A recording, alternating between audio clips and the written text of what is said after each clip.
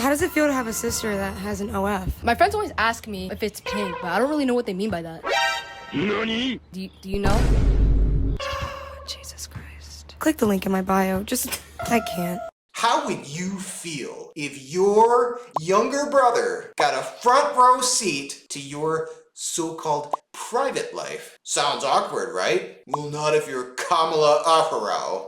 Nah, she's all about that mi casa es tu casa energy, but make it spicy. Privacy, boundaries, those are just words, fam. Holy shit, it is big! So you've managed to dodge the chaos of YouTube. Congrats. Buckle up, because here comes Camila Araujo, who basically cannonballed into the public eye during Mr. Beast's Squid Game recreation. Yeah, that viral one where everyone was acting like they were competing for rent money on live stream. She went from 0 to, hey, isn't that the girl from Mr. Beast's video? Real quick. I mean, forget your normal intro to fame. Camila jumped straight into a dystopian playground with some of YouTube's biggest names. I have to come home to the house we live in at the end of the day. It's gonna be a bit awkward. Don't look at me. Sure, she didn't walk away with the $456,000, but she scored something just as valuable in this day and age. Millions and millions of followers. Forget the money, she walked away with a golden ticket to internet fame. An army of fans and all the brand deals that come with it. It's like trading Monopoly money for real life power-ups. So what's a girl to do with that kind of clout? You'd think she'd go the wholesome route, right? Build a cute, brand-friendly influencer empire? Yeah, no. Maybe launch some cute merch, sprinkle in a few motivational quotes, become the internet's favorite feel-good guru? Neither. Not even close. Camila took one look at the brand-safe route and said hard pass. OnLive detected, opinion rejected. 68-year-old weirdo sitting on the other side of the screen writing a comment equals opinion rejected. You fat f***. Camila Araujo's rise to fame wasn't just a lucky break from her appearance in Mr. Beast's Squid Game reaction.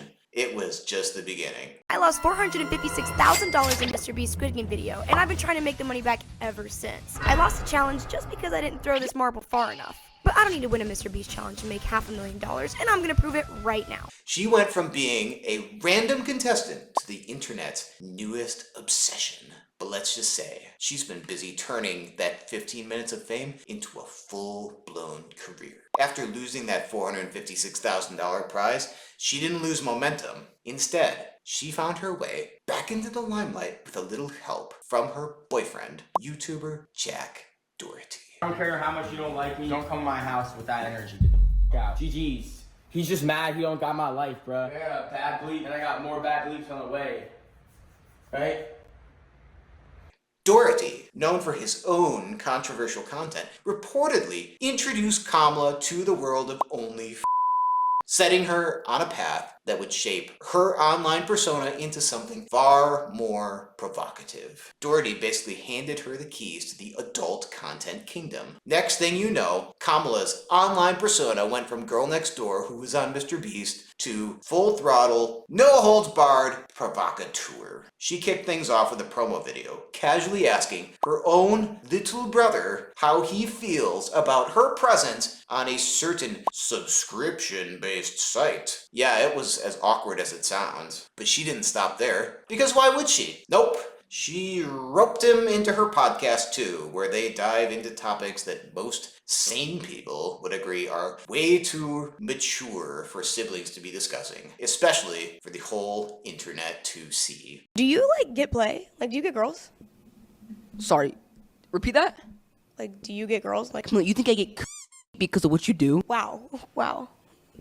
Now hold up, did he just say what I think he said? So Kamala's over here, casually tossing out the "do you get girls" question, and her brother straight up ups back with the "you think I get girls because you're showing off your on only."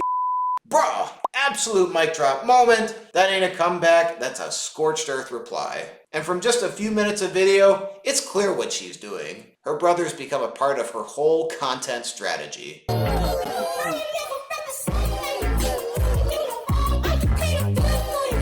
And let's be honest here. The whole thing is just one big billboard for her, spicier side hustle. You'd think the fam would be waving red flags like they're at a Formula One race, but nah. Her brother's out here living his best life, soaking up the perks of his sister's wild ride.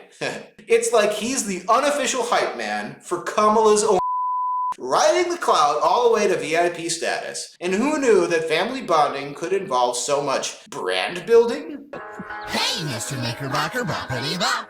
I like it the way that you boppity bop.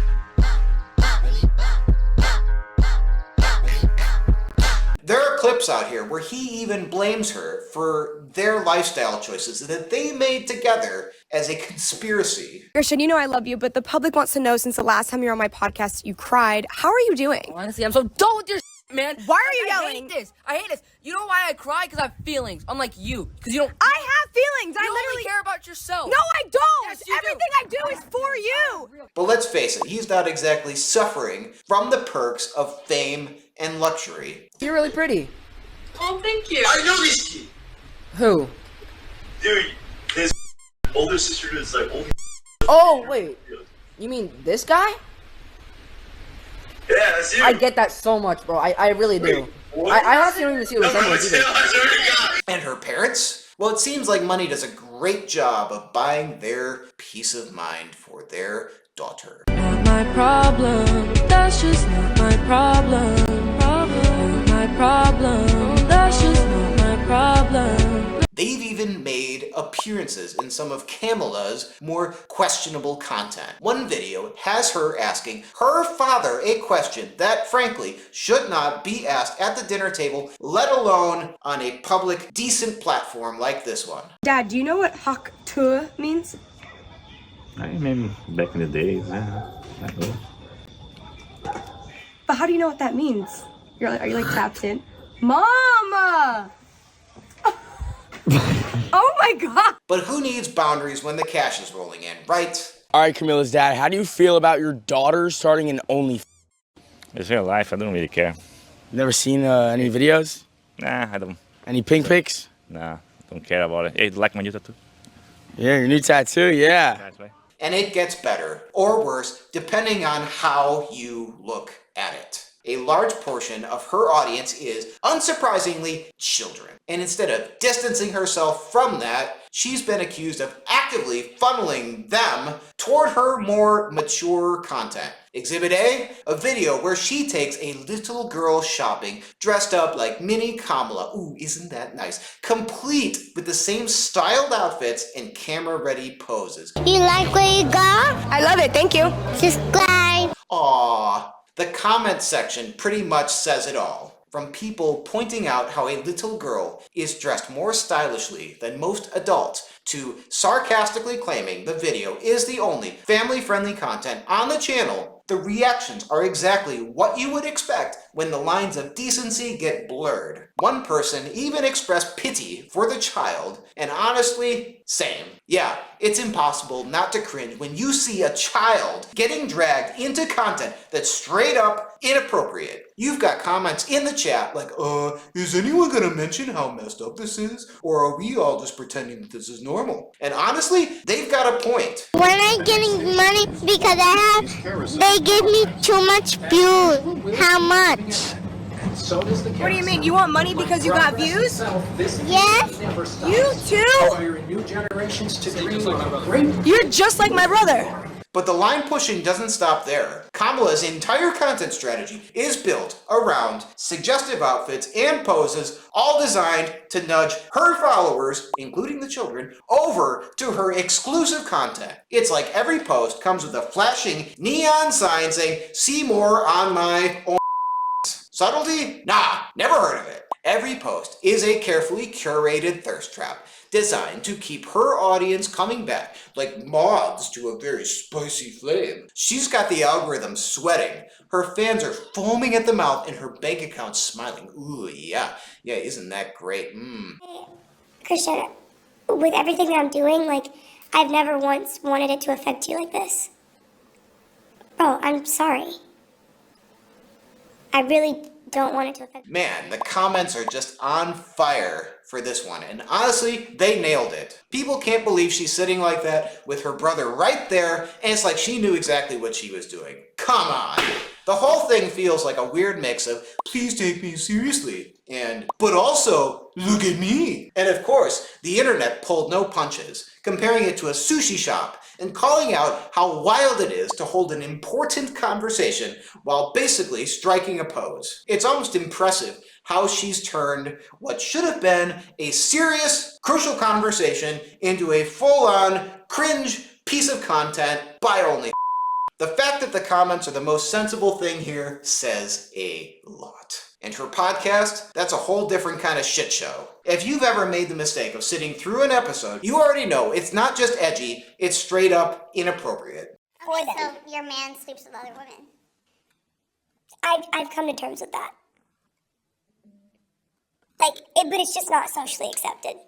She proudly admits she's cool with her boyfriend hooking up with other women, but she won't touch another guy because apparently he gives her everything that she needs. Ooh, yeah. Seriously, it's like this podcast got lost in time and ended up in the prehistoric era, and the comments are absolutely savage. People are calling her brainwashed and saying she's got a lot to learn about life. It's like watching someone flex about living in the 1950s, but hey, if it brings in the ooh, I say I meant clicks. I guess that's all that matters, right? And if that wasn't enough, let's talk about the Pat God video. In Pat God versus Insane Only Girl, Camila went on record calling anyone who subscribes to her only quote-unquote weird. You're basically telling me that the people that support you, the people that put a roof over your head, that buy the food you eat for dinner night, you think that they're all weirdos? All your supporters, you just think that they're weirdos and losers, correct?